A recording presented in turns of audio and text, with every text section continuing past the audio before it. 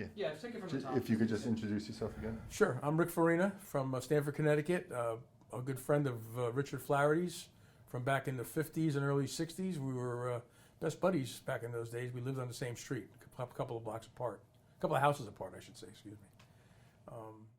I met Richard probably in St. Mary's in grammar school, and then from there we went to Trinity Catholic. In those days it was called Stamford Catholic. We were freshmen together. For some reason he stayed back. I don't remember why. He was held back, and he was the year behind me. I graduated in 67 and Richard graduated in, I graduated in 63 and Richard graduated in 64. Was he little back then? He was little. He was always tiny, but he was hard as a rock.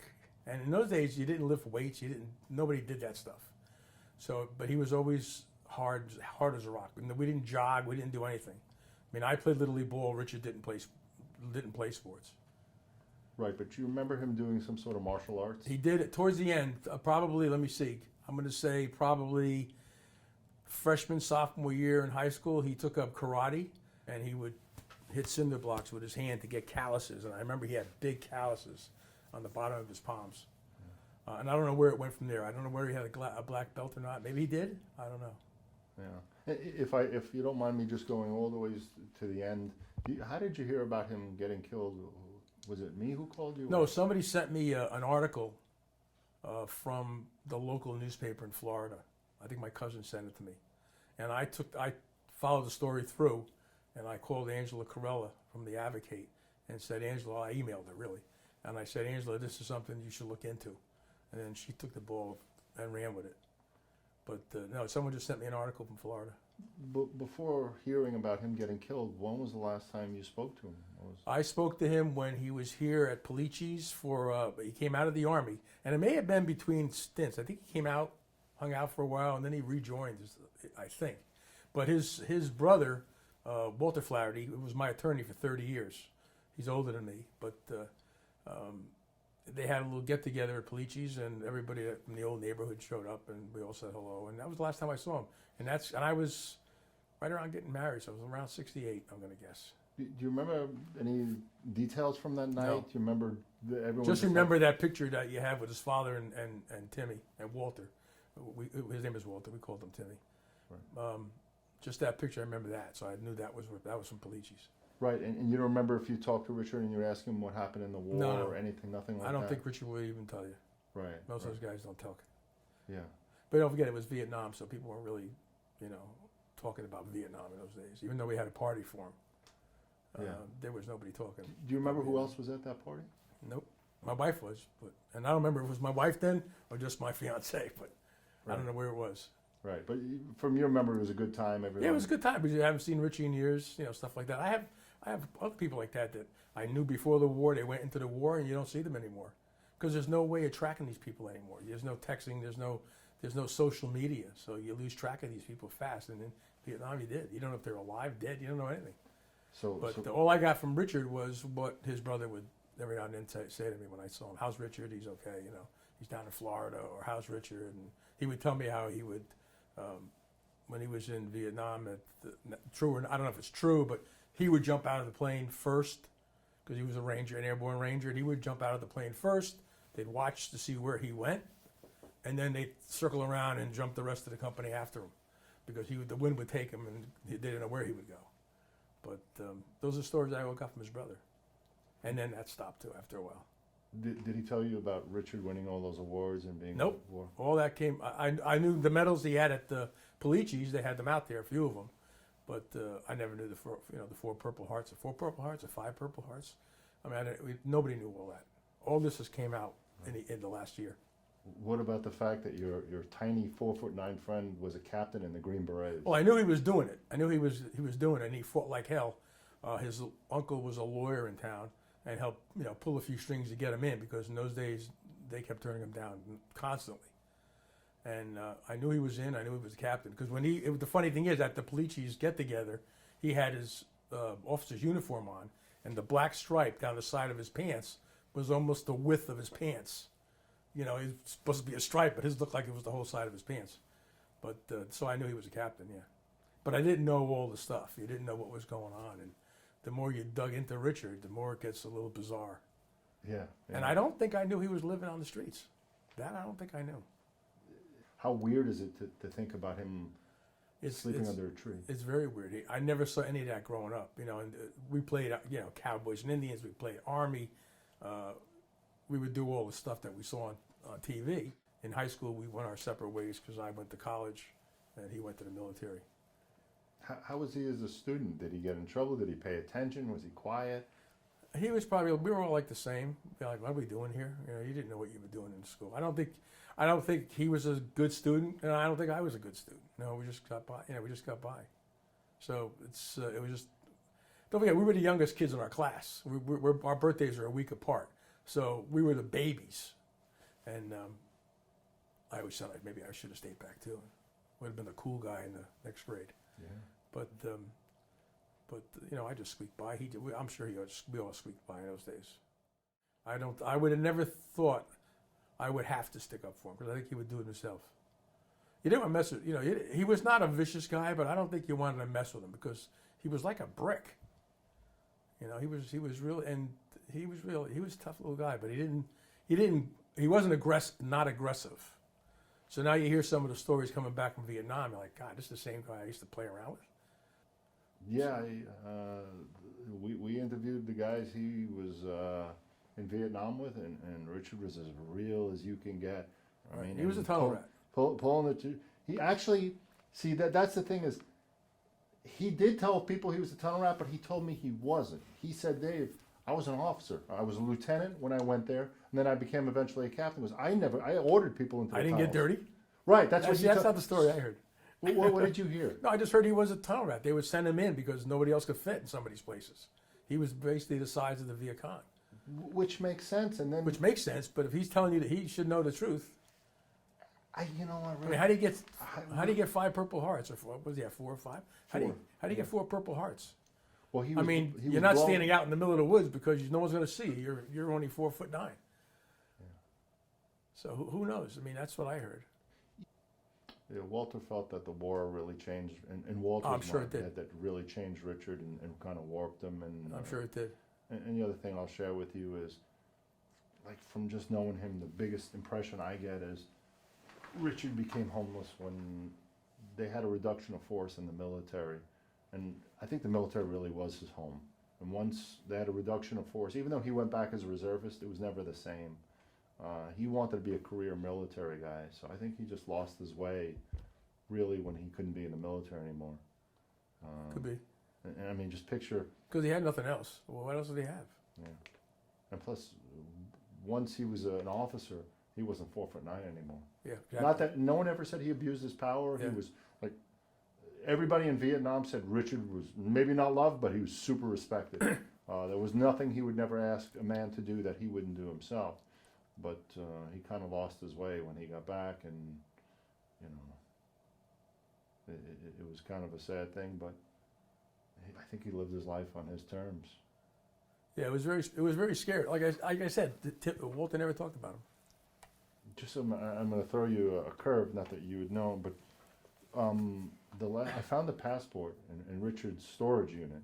I read that story. Yeah, in the last 10 years of his life, he went to Cambodia, Iraq, Venezuela, and I also spoke to the travel agent that sold him the tickets. Said he also bought tickets to Saudi Arabia, and if you had to take a wild guess what he was up to, if I had to take a wild guess, know what his past was, maybe he was still working with the CIA, or with some operation, ATF, whoever he worked with. Maybe he was still involved with those guys.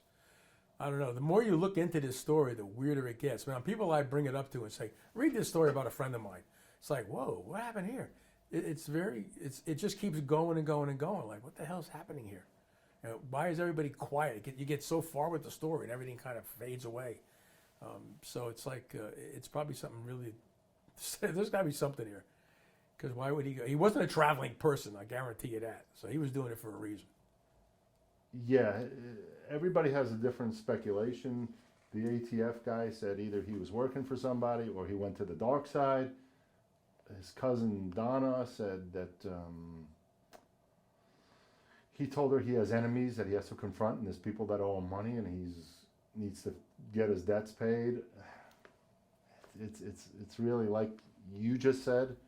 Every time I go down a street, it just leads to like 10 more different 10 turns. more streets. 10 more streets. Like I never get an answer with Yeah. Richard. Richard, was he like that? Do you you remember as a kid? No, he wasn't like that. He was. This is all from military on.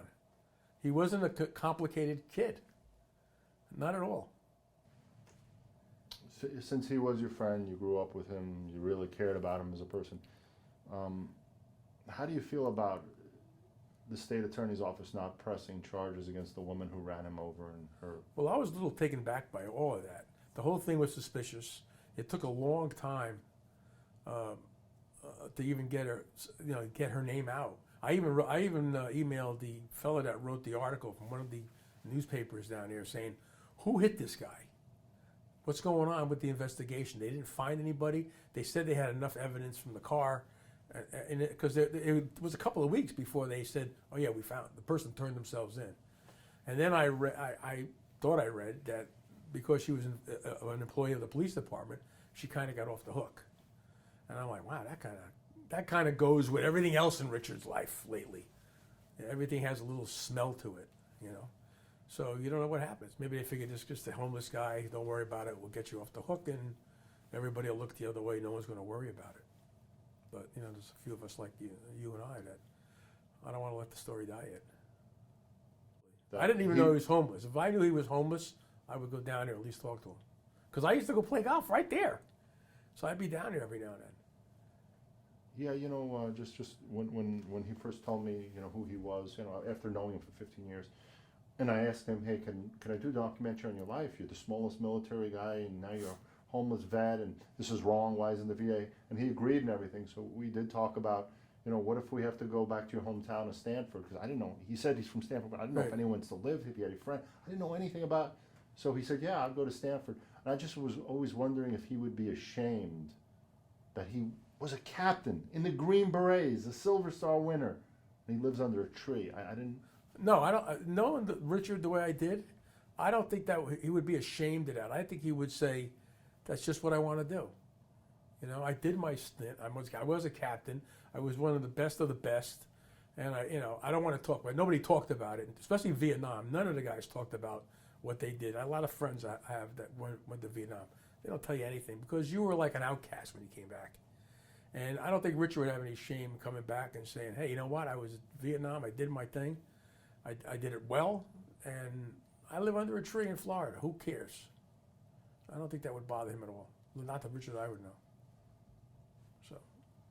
That's sort of the feeling that I got when I asked him that question. Yeah, he said the only place he wouldn't go with me is Vietnam because they would still recognize him and kill him. Yeah, but they're all old like him, so. Yeah, they'd probably all be gone. But they'll all be the old guys. Yeah, he took a beating in Vietnam. Besides the injuries, I think he says the reason why he had the cancer was because of the Agent Orange that they spilled on him. I mean, he really kind of at the end, he certainly had a troubled life, but kind of at the end, he certainly could have used help from the government. I think the government could have done more for the Richard Flahertys. And I can walk on the street now, and there's a million Richard Flahertys out there that are vets, and so maybe we can wake up some people with this thing and make some people give a shit and see what we can take. But he did live his life to the fullest. I'll guarantee you that. And whatever the hell happened in Venezuela and all those other places he traveled to is a whole other story. Oh yeah.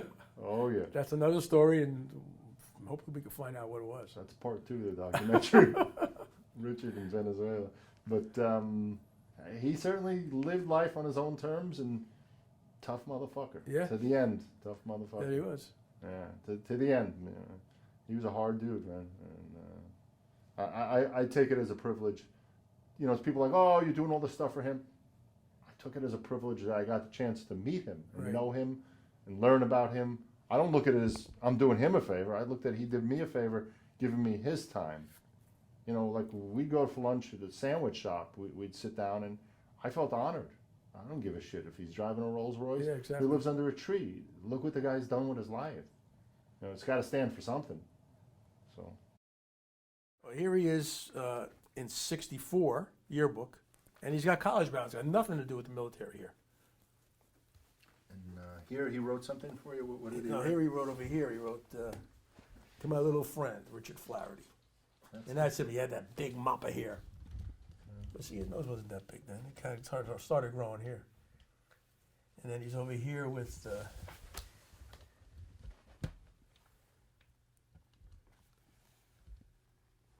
Rick, my boss. That's him right there. So see, he is small, and we did join that Navy League Cadet Corps. I showed you that picture of Yeah. all the units, and him and I did run the newspaper. There's we ran the newspaper, and they had two. They just started it in Stanford. They just started this thing. The next step was Sea Cadets, and we never went that far. And him and I decided to run the newspaper, so that's probably why he's in the newspaper here. And the ship that we were supposedly on, everybody gets like a ship that sponsors them, Right. was the Dealey. The SS Dealey. So we called it the Dealey News. That was the name of your... And we'd sit down here type in my basement. You guys laughed your asses off. I mean, you guys just had a lot Yeah, of we had a fun. lot of fun with what we had. We didn't have a lot. What's on this one? This is me. So I'm just showing you that. Yeah. I graduated, this is a 63 book, and he's in the 64 book. But we started together Yeah. because over here, I mean, now, it's for tough some enough- reason I'm not in this picture, but I should be. It's tough This enough is- the guy was... They had started him early. He was this small. You know, like if they left him back, Yeah. you know, just his life would I mean, look at the size. These are normal guys. This guy was a friend of mine, Benny. Look at the size of these guys, and look at the size of Richard. I mean, he was really a small. He was like a 10-year-old, but he was like a rock. Yeah. I mean, he was like... I never saw him break anything. He never broke his bones. He never did anything. He wasn't a dainty. He, right, wasn't no, a he was- dainty little kid. He was certainly... Yeah. I mean, he was like today. He would have been a jockey. He would have been a $1 million jockey. He Yeah. would have been a gymnast. And there would have been so That's many... exactly what he would have been. He should have been in this. And, you know, I thought there was a time there where he wanted to be a veterinarian when he had the dogs. Right. I thought he was heading I that was way. about to ask you, how did he get along with animals? Did he like animals? He liked animals. He had these. His father started wanted to raise these boxers. Right. I remember one was JJ. He always had cats, and he had these two boxers. And I thought he was heading toward the veterinarian school. He liked animals. He always had animals in his house. Right. But I mean, he's really small.